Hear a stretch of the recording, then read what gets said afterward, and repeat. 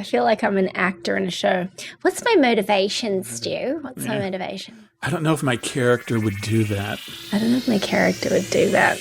This is Total Babble. Total Babble. It's a show about music, pop culture, social media, movies, the internet, relationships, TV, whatever. Total Babble. The Total Babble Podcast. I often think about things that my character would do in real life, and it's not good.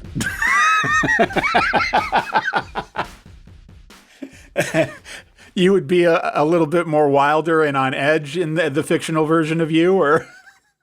Definitely. I have dark, intrusive thoughts. I think we all do. We all just don't act on them. And I think this is why you keep saying that you're a prude over and over again, because you know that you have these thoughts and you say that you're a prude to compensate for them, when really you're probably just a normal person that's trying to adjust for that and you can't accept it.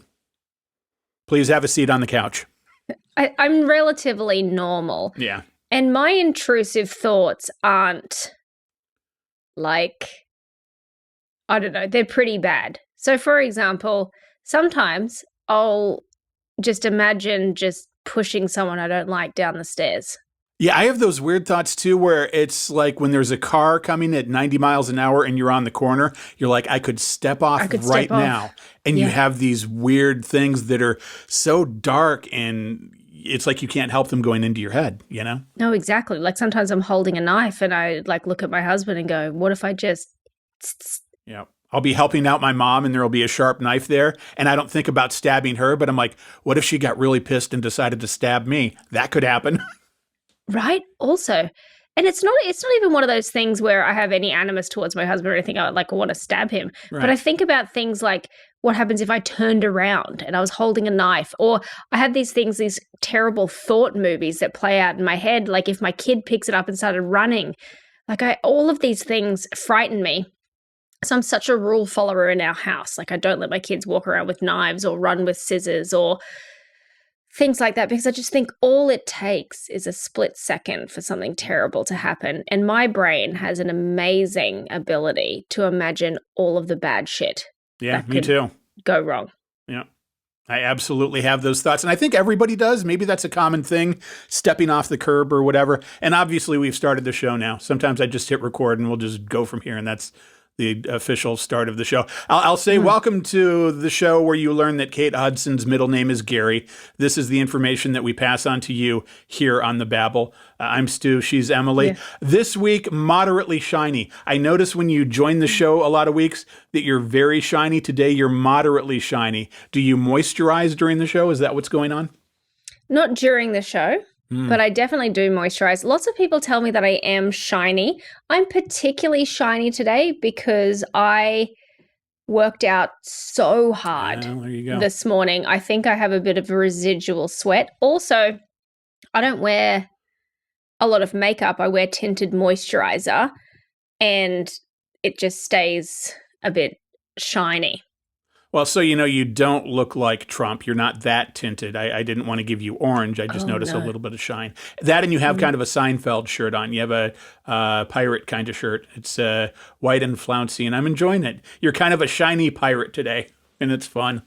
I'm going to take that as a compliment. It's absolutely a compliment. Yeah, I love being a shiny pirate. In fact, there's another shirt. That's for the shop. Shiny pirate. Shiny pirate. And on the back, it can say something sexy like, how would you like to scrape the barnacles off my rudder? Wow, that is hot. Else. Ooh. Yum, yum. Give me some of that barnacle talk. We could have, are you listening to the Total Babble? Shiny Pirates. There you go. Leave it to you to come up with an angle. You've got it. We've really got to open this shirt store because I think it's amazing. Oh, I thought of you last night, but it was way too late because it was actually really early in the morning. And so instead I texted my husband, who's currently on a work trip. And so I sent this to him and I thought, this is so good that I should send it to you as well. But I thought, I'm going to see you tomorrow anyway. Go with me here. We're going to create a website for obituaries. Okay. And we're gonna call it Mournhub.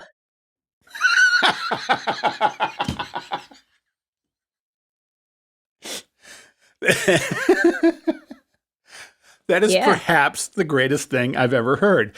So when somebody dies, everybody can go to the website and Yep. put up their thoughts about that person, and you call it Mournhub. Yep, but it's like Facebook, Wow. but it's Mournhub. And so This it's is really it's a good. place to memorialize people. The only problem I have is that now that you've said it, I think somebody is probably going to steal it. Probably. Here is time for some Emily's dark intrusive thoughts. Right. There is an alternative use for Mournhub, and it is necrophilia. Jesus Christ. I feel like I want to believe that there's a bigger market opportunity for just the ordinary obituaries and to memorialize someone. But I've been surprised before. Well, I think you're right, but ultimately this comes down to a personal decision and an ethical question. Are you willing to take the necrophiliac money? I don't know that I am. I don't know if no. we go that right. I don't think I should. No, I'm either. not open to it. Yeah. No, I don't want to have to moderate that sort of monstrosity. Right. And I think if you did do it, you would maybe need to do it under the same branding, but have it under a different site. You would just add a couple U's and call it Mournhub. So it would add a little extra thing to it, you know? So bad. Yeah, pretty much. All right. So I've just had a pretty uneventful week just doing stuff. Anything exciting for you? My kids are finishing school next week. I'm really proud of Forever? my eldest son. He's graduating from elementary school. 13 years old. They're never going to have to attend high school or college. They are brilliant. No, brilliant. They're going straight into working at the mine. They're like Doogie Howser. Mm-hmm. Do you know about Doogie Howser being from your country? Yes, I'm familiar with. It was Neil Patrick Harris, wasn't it? I like that guy. Yeah, totally. I love that guy. He's Legend. the Best. All right, so I noticed some news, and we can talk about that news. Not a great news week, but there's been stuff. Olivia Rodrigo, some entertainment stuff. I like to call her O-Rod. I'm not really a fan of O-Rod. There's lots of video of her not singing so well, even at her own shows. I think she might own stock in the auto-tune company, if I had to guess, because everywhere I see her singing, it's not great. She did the Rock and Roll Hall of Fame the one year that I watched it, and she helped inaugurate Sheryl Crow. And when she was singing a Sheryl Crow song, she couldn't do it. And then I saw other versions after the fact, and it's like they sweetened it and made it so that she was actually singing okay, but it was not good. So not a big fan, but also she did a kind thing. And here's the kind thing. A fan got a tattoo of one of her lyrics on their body, an arm or something. And the lyric was, "Address the letters to the holes in my butterfly wings." Kind of a bad idea for a tattoo. I feel like in 2 years she's going to hate it. And it's kind of a nothing quote. And it was tattooed, unfortunately, as "Address the letters to the holes in my butter wings." Not butterfly wings. So this girl has this tattoo of the butter wings quote. So O-Rod, Olivia Rodrigo, responded that she will now, in honor of her fan that has this on her body, sing that lyric as butter wings so the fan doesn't feel so bad. Isn't that heartwarming? It is heartwarming, definitely. She's a fucking idiot. All right. I like your opinion here. Yeah, she's vapid. I don't think she's real sharp. And she's young. I get that. But it's also not like she's talented.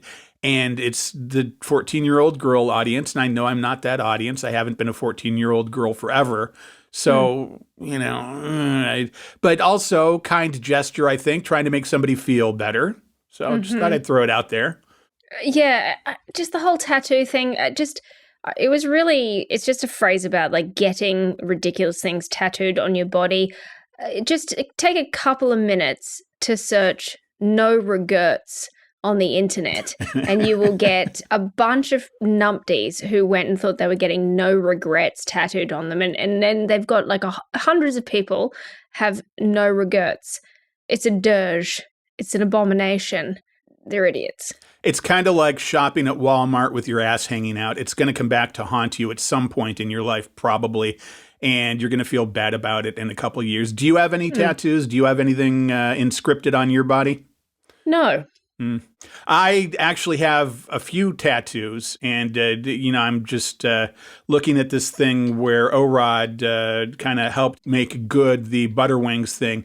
I had a torrid, wanton, passionate weekend with Kate Beckinsale. I'm talking about sex. I have that tattooed on my body in a few places. What? And it was a little bit of a typo. So I'm kind of thinking that being that O-Rod helped that girl make things good, it's weird that I had a wanton, passionate weekend with Kate Beckinsale. I'm talking about sex. I have that in a few places on my body.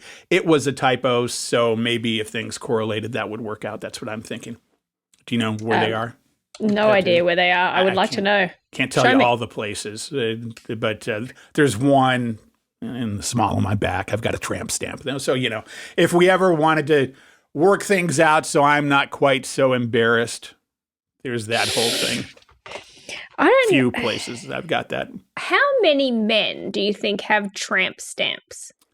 I think it's more than we think. I don't. I think very few men have tramp stamps. I think that is a very female thing. I think, and this is judgy, and I'm not trying to be homophobic. I love all people of all factions. I love the gays especially. I think if a guy has it on the small of his back, maybe is that more gay? Are there more gay guys that would have that? I can't imagine any guy getting a tramp stamp. I don't know.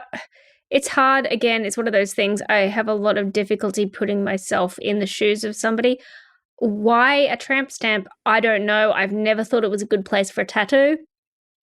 I don't know. Well, it's supposed to be sexy because when you're back there, you can see it and it's like, ooh, look at that, There's a devil face staring up at you. Hey, Siri, how many men have a tramp stamp? I don't have an answer for that. All right, there's no answer for that. I'm not sure I understand. Well, I've got two Siris going. Oh, I have my phone on. That's why I have two Siris talking to me. I've got a Menage a Siri. I've got that going on. A Menage a Siri. I've got a Menage a Siri. Oh my gosh. Alrighty, moving on. Are we talking about full sleeves now? But yeah, I've got that Kate Beckinsale thing in 3 spots on my body, so it was a typo. Did you hear about the portal? The portal that's going on, the big round portal? No. Well, there's like a 6-foot in diameter portal that is connecting Dublin, Ireland, and New York, and it's this big video screen that they have like in the public squares. Yes, I heard about this. This is fantastic. This is so cool. How do you think it's gone with all this? Oh, well, knowing what I know about how awful people are, I imagine that it started out great and very quickly went downhill. And I have no confirmation of that, but I imagine it's bad. Your instincts may be right. Here's a news report. All right, this is why we cannot have nice things. Okay. Can we, at this point, decide to stop using "this is why we can't have nice things"? It's one of my little quirks. I feel like overused. It's up there with "don't go there" and "you go, girl," living your best life. These are things that jump out at me as overused. And maybe it's just me, but I hear other people talking too. What do you think about that part? I don't know. I feel like "this is why we can't have nice things" is more contextual than like "you go, girl." To me, they're things that people just say because they heard their friends say them and they're kind of empty. I use "this is why we can't have nice things" in real context a lot. Like every time my kids break something that's really expensive, I'm like, maybe your kids hear that and they go, "Oh, geez, I don't know if we should be saying that, Mom. Maybe you should consider that." Maybe. I wonder what I would say instead. "This is why you keep fucking up." It's got potential. Yeah. It's accurate. Sometimes, depending. Sometimes. All right. Don't mean to judge. I'm just saying it grates on me. Those little sayings. You know how I am. Back to the news report. There's some controversy surrounding the brand new art exhibit that connects the Big Apple to Dublin. This is sad to hear. Aww. The 24/7 live stream portal was just installed last week in the Flatiron District. And as Fox 5's Stephanie Bertini reports, there's already been some bad behavior reported there. Imagine that. The portal here in Flatiron will take you to Dublin, Ireland. Although many are describing it as interesting, those behind it say there are a few troublemakers. This is the portal located at 23rd and 5th. The installation is a live stream connection. It's a big video screen, like 6 feet in diameter, circle. Between this part of New York City and a street in Dublin, Ireland. We came all the way from Brooklyn just to see it. Really? We saw it on TikTok. Was like, might as well just come. It's attracting tourists and locals. Ben Markowitz came to the portal to see his friend Raina studying abroad. What was it like to see her through the New York portal? It was fantastic. Definitely something to experience. I got to say hello to Raina, too. Hi, Raina. Hi. The concept just got to Manhattan. There are similar portals in other parts of the world. James Metham is on the team that helped put it in place here. New Yorkers have been terrific. I mean, we've had a lot of a showing of support, people coming here each day over the past week since we launched it. Not totally accurate. While most of it has been about fun and connection, there are some issues documented on social media, like this, for example. There's been a 0.1% interaction that includes some hateful messages, some nudity, and that ruins it for everyone. And so we're working closely with the Portal team and the team in Ireland, the City Council in Ireland, to figure out ways to make sure that we can continue to show this. So how do you do that? How do you keep people from doing horrible stuff? Are you going to threaten arrest? What do you do? There is violence. I feel like anybody who says violence doesn't solve anything, full of shit. Solves plenty of stuff. I reckon that if somebody flashed their penis and somebody smacked them really hard in the dick with a plank of wood, they wouldn't do it again. I'm just saying. I'm doing the show with Dark Emily. That's what's going on right now. Well, and, people say violence isn't the answer. Maybe violence isn't the answer, but it depends on the question. Think about that. How deep can we go with that? Huh? Yeah. I heard that at that portal, some guy had his junk out and a police officer came up to him and arrested him and said, took him down to the cop shop and was like, hey, this guy had half his penis hanging out at the portal. And the guy goes, hold on, I had my whole penis hanging out. Wait a minute. Yeah, tell people it was half my penis. And they decided to write the report at half a penis. And then he went around telling all the ladies, hey, look at this. Yeah, that was only half my penis. Don't want to brag or anything, but here's the report that came out.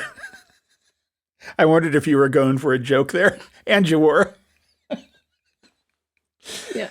Okay, well, there's a couple more things to deal with here. Here's, I think, the last part of this news report.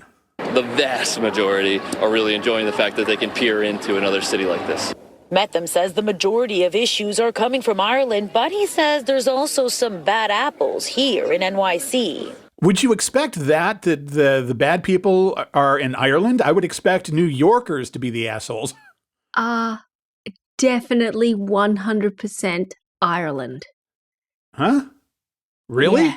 I've only thought of Ireland as being kind of a peaceful people, and yes, they drink and they get out of hand when they drink, but generally, I would think they are better mannered than people in New York. Am I wrong? If there's a race to how much someone's going to drink before they flop their dick out, half a dick. Ireland's going to win. Ireland's going to win every time. But middle of the day in the town square, I wouldn't expect there would be issues. I'm willing to be wrong here. It just doesn't make sense in my head. I mean, see point one. Okay. If it's going to be a race, it could be any time of the day. So you're saying to me that some stereotypes are correct? Potentially. Yeah. All But it's right. not just Ireland. I think Ireland gets a bad rap. But it's not just Ireland. I think it's England. It's Australia. It's a lot of different places where competitive drinking is a sport and it's associated with that particular culture. And a lot of bad behavior comes from it. I just don't think it's in the middle of the day necessarily is all. But I could be wrong. Apparently I am. Maybe you've been there. You've traveled way more than I have. I don't like to go to other countries because it's like a whole other country over there. Well, and let's bear in mind, if it's the middle of the day here, it's not the middle of the day there. It's in the evening. Okay, good point. If it's lunchtime for us, on the East Coast. I think maybe it's like 6, 7 o'clock at night for them. Maybe and this is a all little bit earlier. based on that big glowing ball in the sky and the travel of that and that kind of thing and how we move through space. Yeah, exactly. But, as we know, the Earth is flat. It's actually just on the back of a giant space turtle. So Don't travel because you'll fall off the edge. That's what I've learned. Exactly. Yeah. Okay. But yeah. There's a Space few. We've turtle. had a couple incidents for sure, but I'm actually really encouraged and proud of New York City thus far. And the plans are for this installation to be in place here for the next 6 months. So there's that. And then a couple days later, there was a new report from another news agency. Here's the update. It's an art project, a so-called portal to Dublin. It's a continuous live stream of each city displayed to the other. It's meant to connect people, but you can probably imagine where this is going. It's been shut down now because of inappropriate behavior like signs with profanity and nudity. Its creators plan to bring it back online tomorrow with software updates and also stepped up staffing to keep things a little more PG. So what happened was an OnlyFans model flashed the screen and, okay, that's dumb, but then also the dumbest thing was her statement. It was, I thought the people of Dublin deserved to see 2 New York homegrown potatoes. Get it? Ireland, potatoes. She's showing her potatoes. Get it? Boobs. God, I hate got dumb it. people. I mean, if there's one thing I do know about the Irish is they love it when people joke about the potato famine. Yeah. I know we're zigging, but I'm going to zag for a second here. Who cares about a couple of titties? This is the other thing too. I feel like Americans are so prudish. There are schools that no longer allow for art history to show things like the sculpture of David or anything like that. It is outrageous to me that Americans are so prudish. Now, I'm a prude, but I don't think that there's anything wrong with the human body. I don't think that it's weird. You go to Europe and everyone's got their tits out on the beach. No one cares.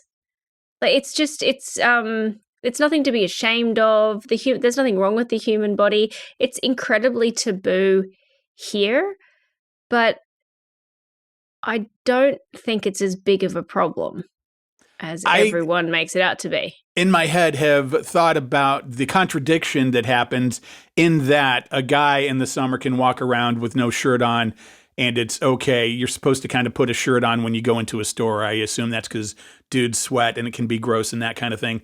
But women can't do that. And really, what is the difference and why is that? And it doesn't make sense logically. And really, if you even expound out on that, the difference is that, okay, women take their shirt off and the boobs are there to feed children, so you're offended by something that can feed children. And it's just so bizarre and such a strange cultural thing, and I don't understand generally people being ashamed of the body, but especially that, because if you look at just equal rights that we're supposed to have and basic logic, none of that makes sense. One of the things that I also don't understand is, why is your arousal her problem? So, for example, people are like, well, it's just calling for the wrong kind of attention and, that kind of thing. Now, I'm going to talk out both sides of my face for this, right? I do think that there is a time and a place. You need to know that there are cultural norms around how we dress. I have a rule. It's one that I apply to myself and that I also liberally judge others with, which is if you can't see the water, your swimsuit is underwear. Put some fucking clothes on. That goes for men and women. But then also, if I just think about how women dress and all of these types of things, especially girls at school and that kind of stuff, like the length of their skirt or something like that, and then they get in trouble, or leggings. There was one school that was telling girls that they can't wear sports leggings because of the impact it was having on the boys. Why is that their fault? Why are the girls being punished for that? Right. Discuss. It doesn't make sense, and it's not something that anybody should have to deal with, and you should basically just behave like a rational, good human being. And I say that about the boobs, and the boobs are just almost like a dude having his shirt off and there to give milk. And I say that, but playing devil's advocate, because I advocate for the devil, I will say that I feel that way, that there should really be no difference. But I am also the guy that if there's nice cleavage in front of me, I'll be like, hey, look at that. And I'm kind of enthralled by that. Is that just because of culture being what it is? Am I conditioned to think that way and be that way? Is that what that is? Because I see the logic, but then I also see, hey, cleavage. And even though I'm not really into boobs, I'm attracted to the cleavage. Makes sense. I think some of it is nature and some of it is socialization. And so I think the super overt, the inability to control one's behavior often comes from living in such a repressive society. I'll draw another parallel. When students in the United States go away to college, the legal drinking age is 21. Most of them have grown up in very religious households, very repressed, all that kind of stuff. They go to university and bad things happen. They go absolutely off the chain, out of control. Whereas in other countries, it's not like that. Yeah, sure, you have big parties and you do all that stuff, but it in no means, other countries look at American like frat party culture as just like this bizarre, weird thing. And it's just this repression just exploding out of people. And I think in many ways that is the same in that, sexual sense. Do you think that that is the repressive society that we have and those kids being repressed all those years, along with now they're out and free and can kind of do whatever they want and it just explodes everywhere? Is that what you think? Exactly. And they haven't learnt or haven't had meted to know their limits or to do all of those things. And I'm going to give two examples. One's about alcohol and a slightly different one. I'm going to talk about sex and pornography. For people who grow up in a culture where moderate drinking is a part of the culture, it is not uncommon, and I'll point to many parts of Europe, for you just, you might have a glass of wine on holidays with the family and that kind of thing. And so from a relatively young age, you're exposed to alcohol in moderation. It's not something shameful that you have to hide from your parents. You might learn your limits. Your parents might let you try a cigarette at home. You learn about those things. You learn boundaries, and it takes away the mystery of it. It takes away the intrigue. It's like, oh, well, why am I going to go and get shit wrecked? I can have wine whenever I want. I can do this whenever I want. It's a different kind of approach to it, right? And then also, if something does happen, they're more likely to call their parents because it's not so shameful that they've done this. So there's that. And then two, because of this repression and not talking to kids about sex, lots of children in the United States are learning about sex and how to be with someone through pornography, which terribly, the most popular stuff is violent, aggressive, for show. And so you've got a whole generation of young people who are out there thinking that what is in pornography is the way that you have a sexual relationship with someone, and it is not. You have kids getting physically hurt, and they just think that is what it's supposed to be. And my belief is that a lot of that stems from no one's having those difficult conversations. Like, I know people who haven't even spoken to their own daughters about getting their period. They're leaving it up to someone else. Insane. Like who the fuck is going to do that? Are you just going to let your daughter think she's injured every month? Is that the way you're going to go on with things? That's insane to me. Right. And there are parts of this country that still, the sexual education is just abstinence. They don't talk to people about STDs that you can catch. They don't talk about pregnancy. They don't talk about any of those things, especially for the queer community. And so you've got people growing up having no concept of how to take care of their own bodies, and they've got no one they can talk to because it's so shameful. In the culture that some people are raised in. And I mean, I know that I'm on my soapbox and I'm ranting right now, but so I think some of it's a long bow to draw from when we were talking about boobs and all of that type of thing. But it all adds up. It's this culture of shame and repression. It fucks our kids up. Yeah. Well, and then I hear that and it makes sense to me, but then I think part of growing up and being an adult is going through that phase where you're just a crazy asshole and you do ridiculous, stupid shit. And I think that is why we have a lot of what we have in this country. So then I ask this question, and I don't know that either of us has an answer to this. In those countries where they're more open about sex and they have some wine with dinner, how do they act like crazy assholes to get that out? Or do they just not have that impulse because of it? Depends on what the definition of being a crazy asshole is. But I think that all cultures are really similar. Although one thing that I will say that doesn't happen in the United States, that does happen in a lot of other cultures, is the concept of the bar fight. So, like little rams butting into each other. Teenage boys and in their early 20s and stuff, there are bar fights that happen. You're going to get shot if you do that in the United States. There's no like physical rage and aggression that you can get out through a fight, which I actually think is a bad thing.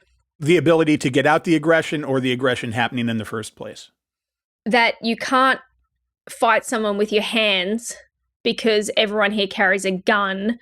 I honestly think, this is a controversial opinion, I will be the first to say it, but I think that if less people carried guns and we had more people sort out their problems with a fist fight, a couple of good things would happen. One, we'd have less people walking around, running off their mouths, being absolute pricks to people, because if your chances of getting punched in the mouth for behaving that way are high, you'll check yourself. Like, people do it without impunity. Right. They think because I'm carrying a gun or whatever, I can treat people however I want, I can say whatever I want, whatever. I feel like if you behave in a bad way, get a couple of touch-ups, then you might change your whole outlook on life. And that is a formative experience that a lot of people don't have in this country, but you do have it in other countries. Like, you will get punched in the face. And I think that that's a good thing. So that's what you need to be able to have a fight with someone. I initially have the reaction of there's never a need for violence and you shouldn't solve stuff with violence. And I was the first person to speak up and say that Will Smith is an asshole when that happened, because I kind of think he's an asshole anyway, and I don't like that whole family. But I can also kind of see your point there. And to me, that's better than somebody getting killed with a gun like we have in this country. So I don't know. I don't know where I land on that argument. Well, and I don't think it's just people randomly going up and punching strangers or anything too. I'm talking about two assholes that run into each other and, they're both sort of checking themselves. They're both two young rams. They want to ram their heads against each other to prove who's the biggest asshole. And at the end of the day, no one ever really wins a fight, right? Arguably, yes, there is. But oftentimes what happens is both people end up being losers. They've behaved like losers and they've both learnt a lesson. That's a good analogy, the Rams butting heads. That's kind of what I picture when somebody's 18, 19 years old and having that aggression and needing to be an asshole. And I think it's dudes getting drunk and fighting and women screaming and doing whatever they do, dancing around. And I don't know. Yeah, and everybody goes through it. Being promiscuous, getting more drunk than you should, making bad mistakes. I think it's a real rite of passage. But the thing that's really upsetting is that people put it on the internet now. I feel like maybe when you get to a certain age, they should take away all of your phones for all of your friends. Because, I remember growing up, going to parties, getting so drunk, like vomiting and things like that. And imagine how awful that would be if then it was put on the internet or sent around to all of your friends. And I don't know, I feel like we need to be, our children deserve to be able to make their mistakes, learn from them, and then never speak of them again. It shouldn't haunt someone for the rest of their life. Yeah, and I feel like when you are going through that, it's enough of a thing to be going through that and tell your friends how much of a crazy asshole you were. But nowadays, when you're putting that out there for everybody to see, it really kind of becomes a competition. And it's like, wow, how extreme and stupid can I take this? And I think that's kind of where we're at in our society. I have a friend that has now, I think, a 14-year-old kid. And he talks about all the music this kid is into. He's so proud because he likes the same music he does when he was growing up and all this new stuff that he's into. And he's such a good student and just what a well-adjusted human being he is and how great he is as a person. And he says, the only secret I've had is that I don't let him have social media, which is such a bizarre thing to do nowadays. Yet here's my friend's kid that is like the best person in the world and very normal and going to be a success. You can just tell, you know? And it's not even just the social media. It's also texting with friends. I mean, we've talked about this before. My eldest son texting with people and whatnot, but he's had a bit of a falling out with one guy who was in his group before, and things can get nasty. Now, it hasn't yet, but some friends of ours have girls, tween girls, and they're mean. And even in text, they will be awful to people, and I think that really shits inside people's brains. And I nearly cried the other day reading a news article. It was a story of a little boy, 10 years old, in this country, who took his own life after being relentlessly bullied at school. And they approached the school numerous times. But this poor kid, beautiful little boy, was teased for the way that he looked. And to be honest, he was not bad looking. I mean, I wouldn't want to speak ill of the dead anyway, but he was a cute boy. And I will bet you pennies to pounds that some of those kids who were teasing him were absolute fucking troglodytes. Like, yeah, it's tween bullshit. Kids are just absolute assholes nowadays. And you see stuff on it. And really, I think you can just say they're kind of just absolute assholes. But the difference is tween kids are absolute assholes. And now they have a way to exercise that with social media and texting and all that. And it's way more extreme. And I really believe that, and I hate that that is the world that we live in. And then I think, why can't it just be that this teaches your kid to stand upright and be strong and be their own person and really get through it and get some backbone from it? Is it just they're not able to do that yet? I guess it's dumb because I think about me, and if somebody goes off on me in some podcast group because he said something stupid or I said something stupid, it doesn't matter, and then fuck you and I move on. Kids, I guess, are just not able to do that. It injures them more. I don't know. And I think about this a little bit because I feel like if I knew, then I could stop it from happening. Right. But I honestly don't know. Some of it, I think, is around building that confidence. But hindsight is good. We're adults. We can look back. But for them, all they can see is what's happening now. They don't know that to everything a season. They don't know that it's going to stop. They don't know at some point they will never see these people again. For them, it's their whole world, and it's all that they need to work towards. They need to be liked, and they need to be cool, and all this sort of stuff. My youngest is going through this at the moment. He is having a really difficult time adjusting at his new school. No one plays with him at recess, and he goes and he tries to join in the games and all that stuff. No one will let them play with him. It has been 5 months, and all he does during recess is he folds origami or plays by himself or does other thing because no other child will play with him. You're breaking my heart right now. Because I feel like I kind of know that kid just based on talking to you in the show. Yeah, and he's such a sweet boy. But the reality is he is different to the other kids. He wants to try and play basketball and that kind of thing, but he's not really into it. And so on one hand, he's like, maybe I will, but then maybe I won't. He doesn't want to play soccer. He wants to play like Foursquare, but no one wants to play Foursquare with him. He wants to play tag, but no one wants to play tag.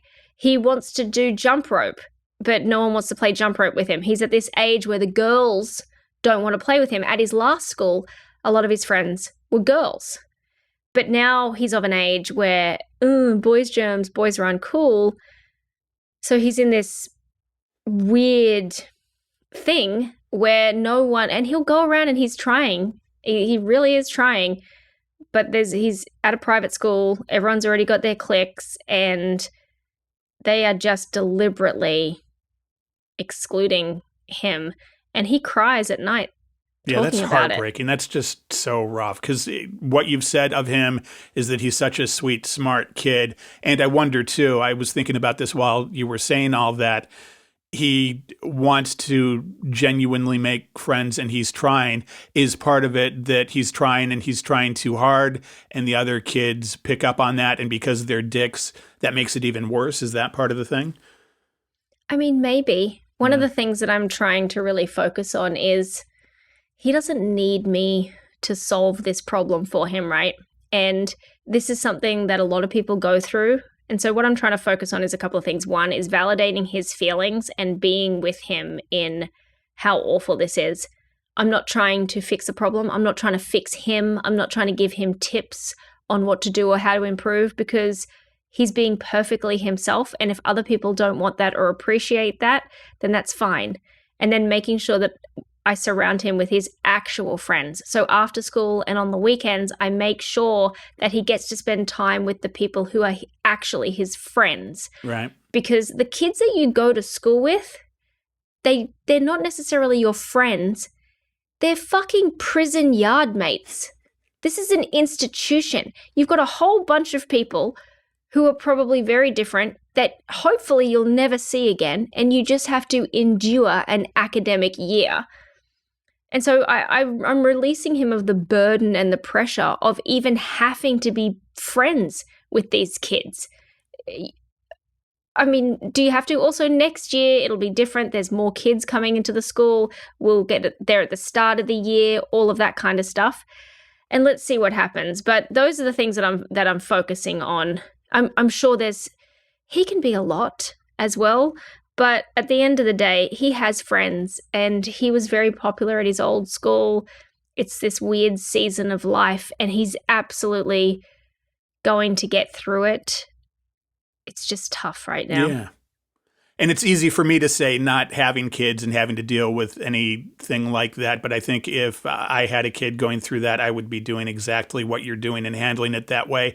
And just kind of saying, wow, this sucks right now and it's going to suck right now. But it's one of those things that you get through and you'll look back on it one day and life will be good. And maybe it will have given you a good, strong backbone and the ability to stand up for things and be a better person because of it. I don't know if he can process that, but that's where I would go with it.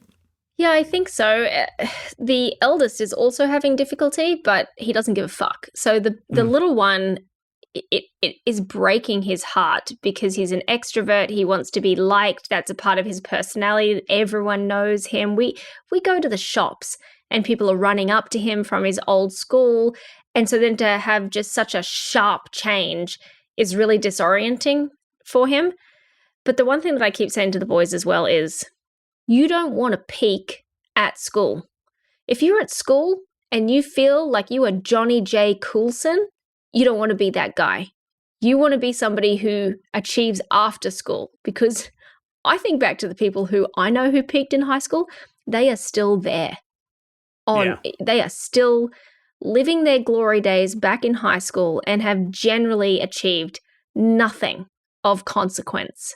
It's the meek shall inherit the earth kind of thing. It's all the people that were unpopular 30 years ago grew up to work in the big tech companies and are now making millions of dollars and are successful. Yep, exactly.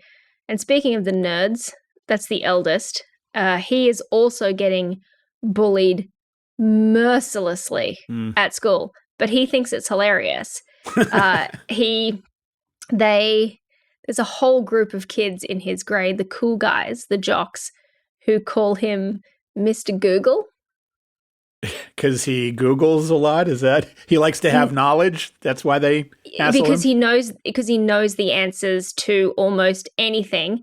They can ask him anything about anything, and he'll have an answer or he'll know about it. Any animal, any like scientific element, almost anything he knows a little bit about. And is there any part of that that's slightly endearing that they call him that, or is it meant to be shitty? Oh no, it's all 100% shitty. Okay. But in his words, teasing me about how much smarter than you I am is not the flex you think it is. Yeah. And one so day he's they'll just like, realize whatever. that. Yeah. And he's like, I don't care if they don't like me. I don't want to be friends with people who treat other people like that. So great. They're just telling me who to avoid. And fuck them, basically. See, that's great. And that's somebody that is going to grow up well and will be successful if they can have that attitude at that age. And I was listening to you talk earlier about the younger one. Was the change in school just because it was an opportunity for a better school, and that's why the switch was? Or that's a great question. So they were going to a public school, and one's in the 3rd grade and one's in the 5th grade. The eldest one, he'll thrive anywhere. He is very adaptable, very smart, very confident. Everything's great. The little one was doing very badly in math. He was having panic attacks, falling behind, and he was in a class of nearly 30 kids. And so they couldn't give him the time and attention that he needed. And so we were in a position where we could consider sending him to a private school because he started to hate school and he used to love school. So we moved to help him get in a classroom that was small enough that he wasn't going to get lost and that he could get some individual attention and an approach that was a little bit more old school.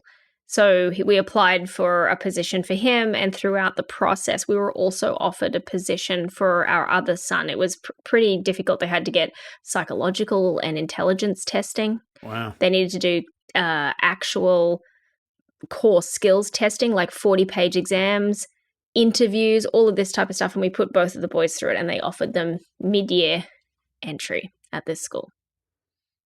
So it's still fairly new. So you're kind of going through that part of it. This is the first year, at least? Yeah, this is still the first year, and they finish up next week. But I will say we have achieved our goals.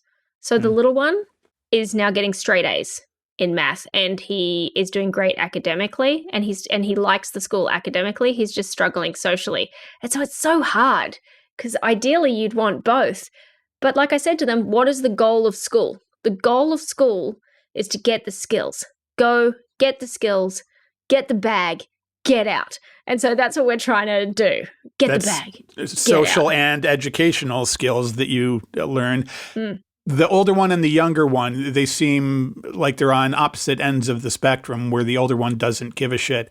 Is there any kind of instinct of the older one to support the younger one and say, hey, screw it, these people don't know what they're talking about, and that kind of support thing? There is, and I often catch them. They have their own rooms, but it's separated by a bathroom. So so sometimes at night they'll talk to each other, like they'll be laying in bed and they'll just be talking about things. Or we always eat dinner and breakfast and stuff together at the same table, and they're always coaching each other on things. So if one is having difficulty, then the other one is trying to pump him up or give him hints and tips, and sort of vice versa. So they're very supportive of each other in that way, which is nice. That's very good. From what you described, they get up at night, take a whiz together, have a talk. So yeah, today in the schoolyard, this kid, hang on, let me get a paper towel here. Okay. Yeah, no, it's exactly. And there's only one toilet, so one of them pisses in the sink while the other one's pissing in the thing, because we're all shiny pirates over here. I mean, thank God they've moved it to the bathroom. Before, they'd be straight in there all over the dishes. Just whatever. And then the compromise was they can open the door of the dishwasher. So we've got that going for us. Could have some place to put it all, Right? Exactly. The world is your toilet. I love and am amazed by the places that we have conversations and where they go. And I wonder if people think that we say, okay, we're going to start out talking about potatoes and boobs, and we're going to get into this thing, and then I'll transition into schoolyard bullies, and we'll take it there. And don't forget to do this at that point, and eventually we'll get to where we go, and ready, go. It's just amazing the places that we go. Well, it's fun. And I mean, the show is called Total Babble, Yeah. right?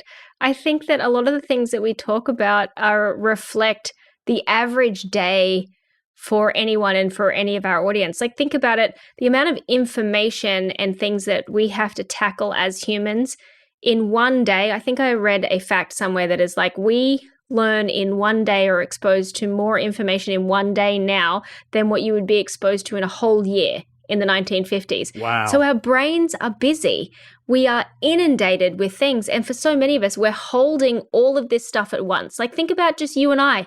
You've got your mum and your family. I've got my family and the dogs. We've got our jobs. We've got the broader things. We've got our house challenges and everything. And everyone is going through all this stuff, plus the politics, the news cycle. So many things are happening in our world. And I think the show reflects that vibe. Yeah, it's just the way I've always done things. I've always said that there's really nothing that shouldn't be talked about on the air. I mean, unless it causes your family problems or your job problems or, yeah, all right. It's the way we like to do things. We'll do this really quick. I'm interested by this. I want to expose this. Martin Short, did you hear he's now the mayor of a city? No. Where is it, and can I go there? Well, you might be a little bit conflicted at the end. Martin Short is now the mayor of a California city called Funner. And as these go, here is the news report. It's definitely a celebration here. You might see some confetti still floating. And they're at the inauguration of Martin Short of Funner, California. Martin Short has just been given the key to Funner, California. He has announced his plans for the city, and he did take an oath of office. And you might be wondering, what is Funner? It is a real city. It was officially renamed by the Rikon tribe back in 2016. It was renamed from Valley Center for Hara supports SoCal to stand out and emphasize how much fun is happening here. Martin Short has vowed to continue to bring fun to the people of Funner, and he will serve as mayor for the next 2 years, following previous celebrity mayors, including Jane Lynch, who is up there on stage right now, along with Martin, and she is also emceeing this event. Previous mayors also include Rob Riggle and David Hasselhoff. So it really is fun out here at Harrah's Resort, Southern California, in Funner. As you can see, they have been cracking jokes since this ceremony started.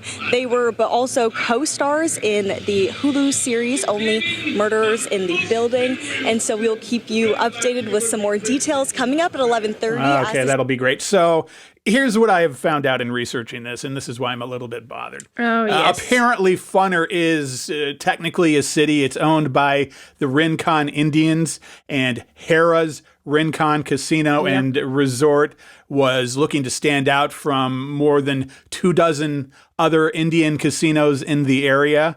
So they decided that they were going to rename it Funner. And now I guess every year, or every 2 years, I guess, they have a new celebrity mayor. Like Jane Lynch, David Hasselhoff is the mayor. That's the way this has been going. And news is reporting on this like it's a real deal, and that bothers me. And I like Martin Short a lot. I think he's a brilliant actor from way back. He works with Steve Martin, after all, goddammit. But how much was he paid to do this? And I lose a little bit of respect for him because this is all PR bullshit. Yeah, and in fact, his PR company might have paid them to do it. So the whoever, I don't know what Only Murderers in the Building is on, but whatever network it is, they might have paid for him to get that spot. Yeah, it's just insincere and shitty is the way it strikes me. And I don't think he's a bad person now, but I think this is bad and gross. The thing that gets me at my core, and I was talking to my brother about this the other day, is that I used to be a journalist. And when I started, it's because I really believed in the value of the Fourth Estate. And I really believed in the value of research and giving people access to information that they may not otherwise have, and holding people to account and that kind of thing. And over time, over the last 30 years, I feel like media has become a bit of a piss take. And this is a really good example of that. It's all about clickbait, clicks and so that they can sell advertising versus actual news. Right. And it all comes down to money. And I understand that the agencies and networks want to make money, but Martin Short, does he not have enough money? He's got to be a multi-millionaire, and maybe he was advised poorly. It just bothers me. Yeah, I mean, in terms of promotional thing, part of me is like, well, that's a great win for whatever PR agency landed that. That's gotten national coverage and syndicated coverage of the video and everything. That's a huge win for them for their end of month media report. But just the general vibe is so gross for me. I mean, it'd be interesting to do an audit and go, how much news is actual news? Because I always think, what are we not putting on the news while we're putting that on the news? I think about that constantly. When you watch any ABC News local, think about this wherever you may live if you're in the States. ABC is owned by Disney. So think about that as you watch the news report. And they're doing a news report on some new show that's going to be on Disney streaming, or this thing that is going to be on ABC. It's all to self-promote them, and there's nothing news about it. It's self-promotion, and it's the seedy underbelly of celebrity and news and media, and it's just PR bullshit, and it bothers me because the one thing you ought to be able to count on is tuning into a news station and getting actual news and not having spun bullshit in your face. Yeah, exactly. And you shouldn't have to go hunting for updates on really important news stories, like things that just get swept under the carpet so quickly in a news cycle. You know, things that only last one day, like judges getting convicted for essentially sending teenage boys to prison because they get a kickback. And then if you want to follow up on that story, you have to go multiple pages deep in Google to find it. You know, these people get away with absolute atrocities because we're getting promoted the next Disney show. Right. I've seen that on ABC. Hey, the new season of The Mandalorian's coming on, and people are really excited about it. Oh, thanks, ABC News.